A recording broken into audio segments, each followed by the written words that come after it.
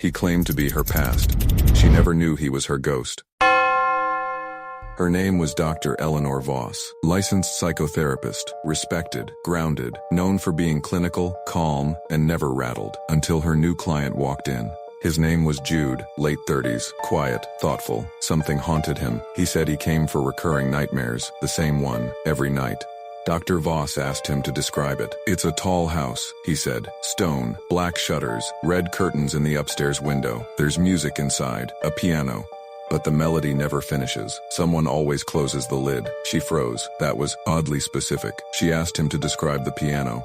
"It's white, glossy, ivory keys. One of them, E5, is chipped. You have to hit it hard to make it play." Dr. Voss's mouth went dry. She had played that piano in her childhood, in dreams, in a life she couldn't explain. She brushed it off. Coincidence, classic projection. But then came the second session. Jude mentioned a woman in the dream. "She's always near the piano. Black hair, freckles, left-handed. She hums the same melody every time, but I never see her face." Dr. Voss's heart skipped. She was left-handed. She had the same freckles. And her mother always said she hummed while she worked. Still, she said nothing, just took notes. Then he said, "There's a painting in the hallway of a fire. You used to stare at it when you were sad." Her pen dropped. He wasn't speaking metaphorically. He was describing her grandmother's house. The piano, the painting, everything. A house he'd never seen. She ended the session early, said she wasn't feeling well. That night, she couldn't sleep. She dreamed of the house, of the piano, of the hallway, and the smell of lavender and old wood. She dreamed of a boy standing in the doorway, staring at her, then vanishing. She hadn't had that dream in years. By session 3, Jude was different. He brought a drawing, said he sketched it from memory. It was the hallway, her hallway, complete with the fire painting and the chipped baseboard her grandfather never fixed. She asked, carefully, "Why are you showing me this?"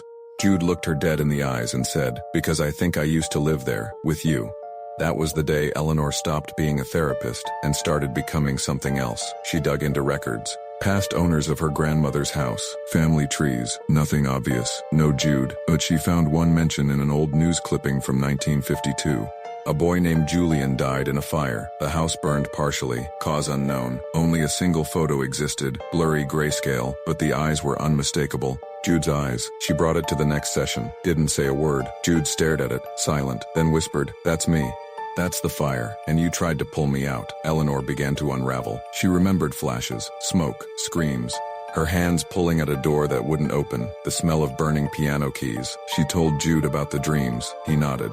Said we promised we'd find each other in the next life. She didn't remember saying that, but her heart did.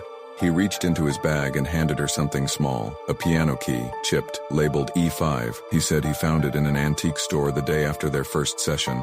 It called to him. She held it in her hand like it was alive. Their sessions continued, but they weren't therapy anymore. They were recovery, recollection, two souls trying to make sense of a story time tried to erase.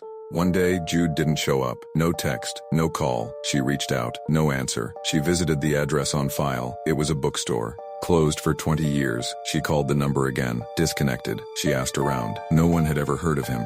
She checked her appointment book. Nothing. No Jude. No notes. No payment history. Just an empty file folder.